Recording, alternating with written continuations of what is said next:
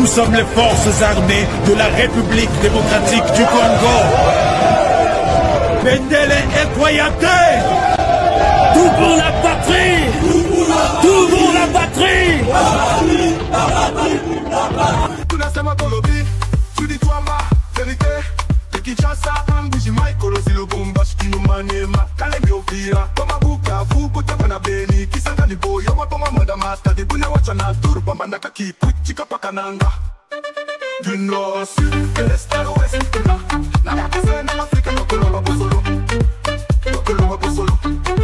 Chikaba rumeur, Sana la Pimba Pileja, Sanga solo, Pona finir en boca, Kongwa solo. Ima Pileja, parole libre, esprit critique, journaliste, ya écolo. Français, Lingala, Swahili, Chiluba, Kikongo. Nous sommes les... Très bien, voilà, c'est parti. Mesdames et messieurs, bonjour, bonsoir. Tout doit dépendre de l'heure à laquelle vous allez nous suivre. Merci et surtout bienvenue à cette première ou deuxième première partie du magazine d'actualité générale La République démocratique du Congo, Bimba Bileja. Le rendez-vous enfin des retours devant vos petits écrans. Merci de nous suivre partout à travers le monde. Bandeko Bananti. Ezako Yinda. Magambu Kili Kili Nakati Yamboka. Papa Eva Ozawapi. Banda Mukolo ya proseto verdict ya Mutamba. Omonanite pona nini. Po Magamba bientôt la rande epanayo. Lelo, toyena mwa makambo Kili Kili. Nini eza nakati ya koleka. Est-ce que l'Afrique du Sud est à mesure de convaincre Tshisekedi pour que dialogue et les Kana? Tshisekedi match comme Ndenganini. Nanga se proclame déjà à Kinshasa bientôt, non pour la révolution soi-disant, mais pour participer au dialogue. Est-ce que l'homme fera-t-il déplacement de Goma Kinshasa? Tout les Zanangoka, dini, affirmation, il y a Pamba.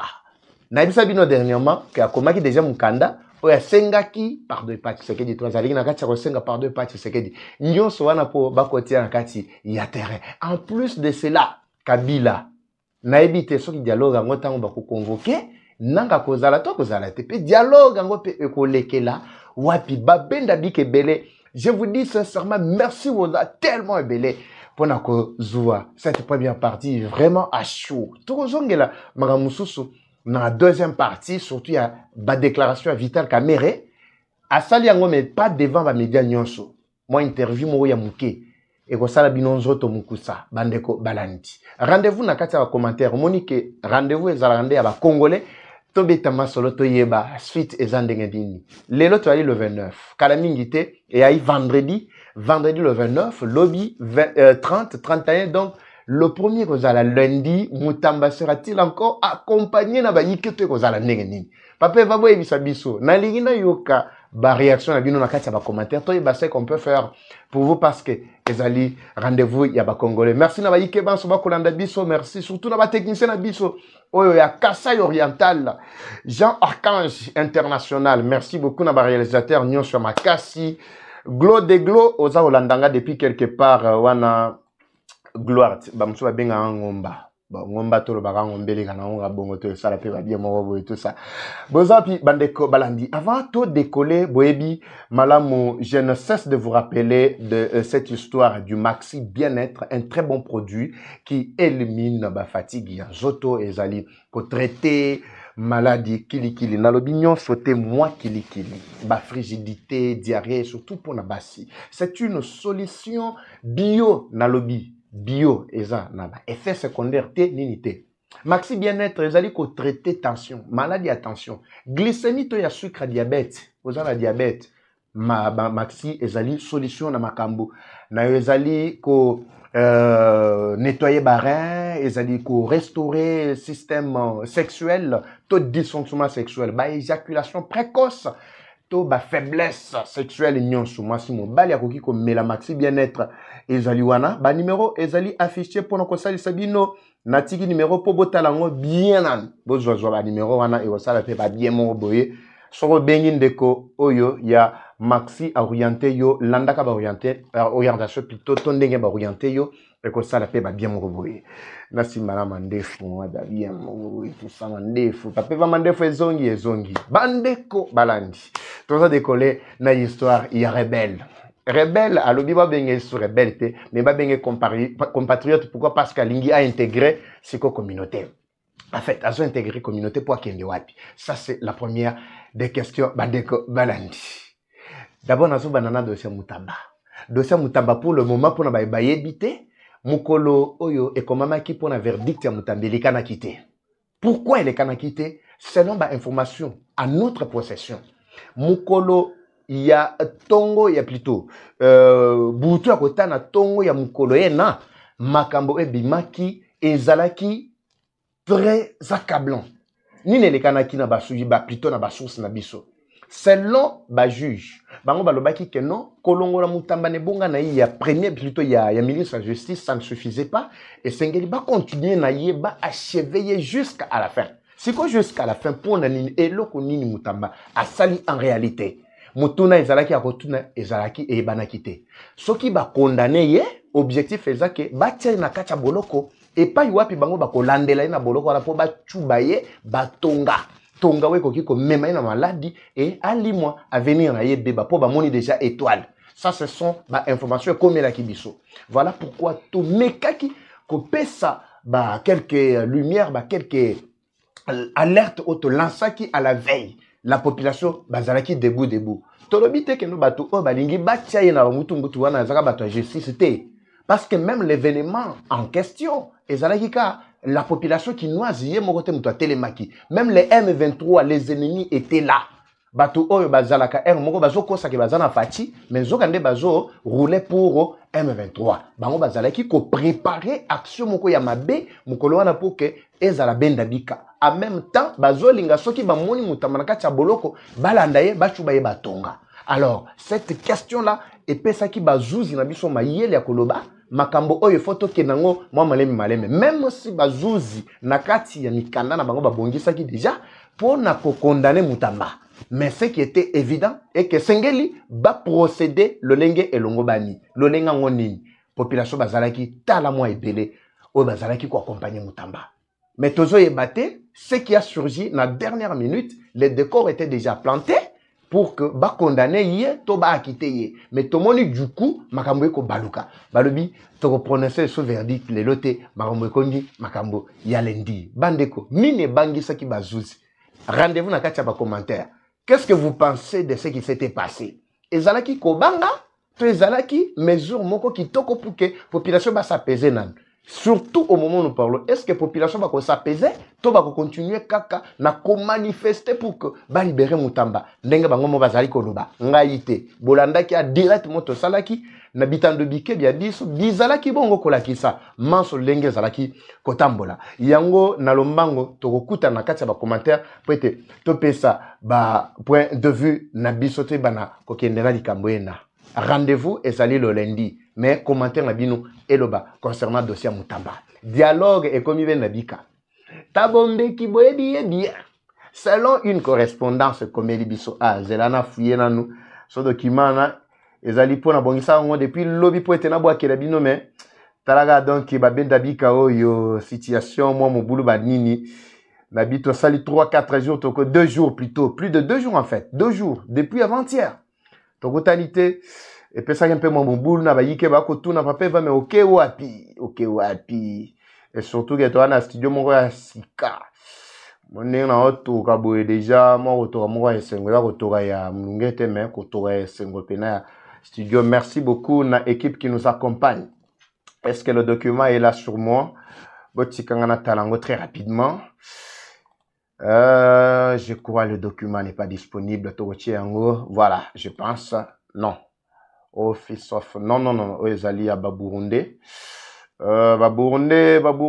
likamuna manto le bilan prochainement botikangana lukana le document bon en fait exaté je crois la technique va nous aider prochainement à bien aligner tout pour que baïke va vivre vraiment vrai bimba bileja. Mais en passant, Thabo Mbeki c'est l'ancien président sud-africain. Pour votre information, Thabo Mbeki azali moko il y a Batouti sud-africain. Oui, à l'époque, il y a apartheid. Parce que, biso, tous les historiens, Hermoro Tolandela, Rande Basouchi, To Grataka, le passé. Bango nyonso ndenge bazwana, même quand il a quitté le pouvoir, Tabombeki, azalaki na maboko pembete. Azalaki na ba dossier kili oe uchuko lata awa Zuma. Zuma Jacob Zuma oa uchuko kende a dernièrement. Bomona ki azalaki devant Bazouzi, n'est-ce pas, na kati Afrique du Sud. Nyonso wana mutu atikela kiye, bikila nyonso wana ezalaki nde Tabombeki. Malgré lelo, oyo tozana enani Ramaphosa, azobunda pona ko zongisa makambo ebele na kati nzela. Vous avez vu Ramaphosa pona nini Ramaphosa alobelaki makambo ya RDC. Au contraire, azalaki ko soutenir RDC. On a vécu ici une dizaine, plutôt une centaine, il y a militaires sud-africains, bazalaki na Goma, justement pour être bas soutenir RDC na kati ya Bitumba, oyo elatakiye. Mais Tabombeki, lui de son côté, Souga Zalaki président, alingaki a se souvenir na maema so oyo azalaki nani oyo héros na biso na Nelson Mandela azalaki ko sala pona bolamu ya Zaïre te. Au contraire Tabombeki azali ko trouver avantage na kati ya bandeko na Batouti. Parce que Batouti, comme je vous avais déjà relaté, il y a des Tutsis rwandais, Tutsis kenyans, Tutsis tanzaniens, Tutsis burundais ainsi que ougandais. Si ko bao bazana ba pensée to bazali na ba ambition ba velléité expansionniste ndenge to lubaka nde bazana kacha ko bunda lelo po ete bazo place ya ko fanda ba koki ko beta ba mika ko beta plutôt match na kacha Tanzania ba koka kite yango bazana kacha ko beta ngona RDC. Les Tutsis se rassemblent selon l'histoire bango balinga ko tambola na unité to na bomoko na bwango ezalaki nde pona ba boto la mabele bazwa. Si comme mutu alinga pesa accès na makambo na ezali Tabombeki. Tabombeki azali Tutsi sud-africain. Objectif na ye na kati ya makambo oyo to dialogue ou azali ko bunda nango avec sa structure, c'est pour justement perturber le programme continuel oyo déjà constitué na biso et déjà en place. Nanga yebisaki bino que non. Azawana pour qu'on fasse respecter la Constitution. Mais dites-moi, qu'est-ce dit la Constitution à propos du mandat présidentiel et chef de l'État? Mandat Tshisekedi est aussi en 2028. Nous ne sommes pas contre le dialogue. Tshisekedi a dit depuis très longtemps. Il n'a jamais été contre le dialogue. Mais le problème ici, c'est quoi? C'est que dialogue est que ça, les manaba congolais nyonso. Batu oyo ba initié fait de route na bango toka des charges ba déposa o baza luka soit des pacte social pacte de paix tout ça lukuta ba soutane o ba latia lukuta wana objectif na bango ezali nini ezali tu sais que dia réfléchir na ba demande na bango po bango ba soit transition comme ça ba perturber cycle démocratique selon la concession autozana déjà en cours. C'est ça que tu sais que tu n'accepteras jamais. Ce qui est là, bazo lutter pour que la constitution soit respectée. Mais le tout premier respectueux la constitution, c'est ce qu'elle dit. Et ça, bangote. Tout na bango d'abord dialogue bazo luka. C'est sur base de quel article la constitution y a beaucoup d'abisso. C'est sur base de quelle même jurisprudence c'est athée. Bakoye koyebi sabino que notre la crise économique est plutôt crise politique wana banani bakenda ko luka yango. Ezaka bango wana bakosilisa yango. Yango moni États-Unis tango ba se prononcer sur l'affaire ya reconvoquer Tshisekedi na Kagame bango baza ko s'apaiser sur plutôt ko s'apaisantir sur dossier ya dialogue té. Donc il y a dialogue selon les Américains et ça ko exister té. Ce qui doit est raté donc mitio pitoro zoyer boy. Le rôle la pena le rôle d'être le barapena makuiti na kati ya maboko mabiso mibale to tiepena. Bicho pito tia eboy malgré comme otambola na ba tunnel ya sa mabele to ebi ndako ne ya tonga na Kanombe to ebi na sans été na sa mabele akomo otambola et traverser ba misisa banzete biso to ke pikola yeti place wana et surtout azala munene mo boy nga sona findi boy. Donc je pense que bandeko balandi c'est ce qui est en train de se passer. Donc makambo ya dialogue et ko salema si Tshisekedi asali mandat na nyonso mibale a vide yango. Ndesi ko totali to bandi kolobela makambo ya dialogue.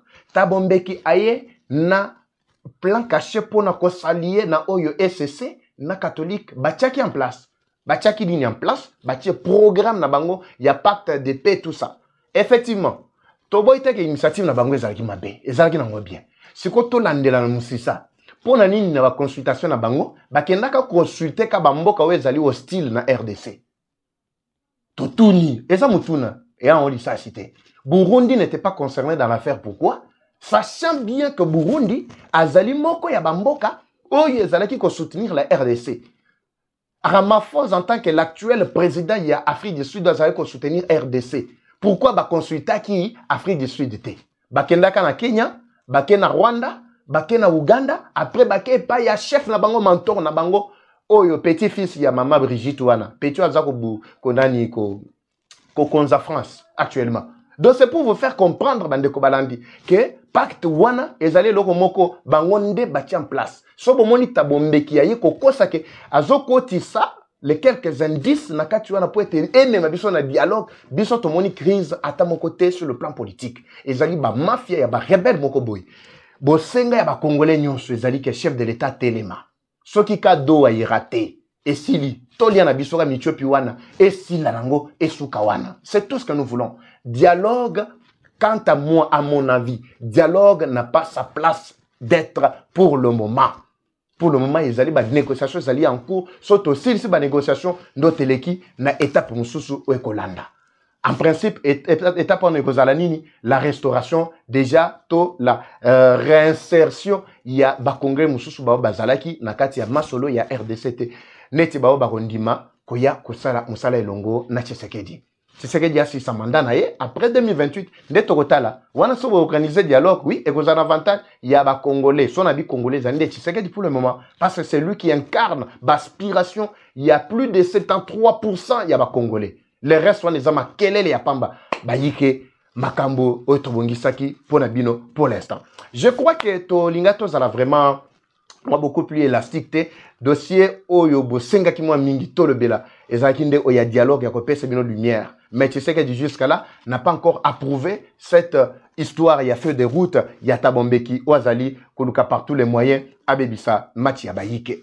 Matia Zanango, bien toujours, Botikala, branché, Naye Lombango, pour qu'il n'appelle d'abord cette première partie, malgré avec beaucoup de retard. Si tout va bien, je voudrais bien encore, la deuxième partie, Avabolala. Comme ça, na toko beta mwa muke, na bambo comme ça toko tambola, bande rebele ba senginga yi na mbujima yi balobi papeva, mais dossier ya miba, to ya bande ko ba kotonga na ba concession ya miba ozo le belango te poani. Non, notre équipe est déjà sur terrain pour na ko enquêter, tango to zuba élément nyonso, toko zongela bindo, pe toko le bela makambango. Na bo makuna na bo sanité. J'avais suivi tout ce qui s'était passé mukolo malobi. Oye, salibaki entre la police ainsi que la population, batumbi na badip, tout ça, babomi batu. Nazan la information, je crois que je vous reviens la deuxième numéro pour na copie une lumière nyonso. Et surtout, pour l'instant, situation qui se passe na Kati, il y a Bukavu, mitone miabino, na copie sabiyano. Rendez-vous toujours na Kati à bas commentaire. Comme toujours, la guerre est rwandaise, mais la victoire reste congolaise. La patrie ou la mort, nous vaincrons. Eva Patrick, Eva Chou, Nganabino Togutani, na prochain numéro. C'est parti. Nous sommes les forces armées de la République de Congo. Pendele et Koyate. Tout pour la patrie. Tout pour la patrie. Tout la sema kolobi, tu dis toi ma vérité. Kinshasa, Mbuji Michael, si le bombash qui nous maniema, Kalemi Ovira, Toma Bukavu, Kotapana Beni, Kisanga Nibo, Yoma Toma Madamata, de Buna Wachana, Turba Mandakaki, Chika Pakananga. Du nord au sud, de l'est à l'ouest, la Pakistan en Afrique, Tokoloba Bosolo, Tokoloba Bosolo. Chika ba rumeur, Sana la Pimba Bileja, Sanga Solo, Pona finir en boca, Kongwa Solo. Ima Bileja. Parole libre, esprit critique, journaliste, y'a écolo. Français, lingala, swahili, chiluba, kikongo.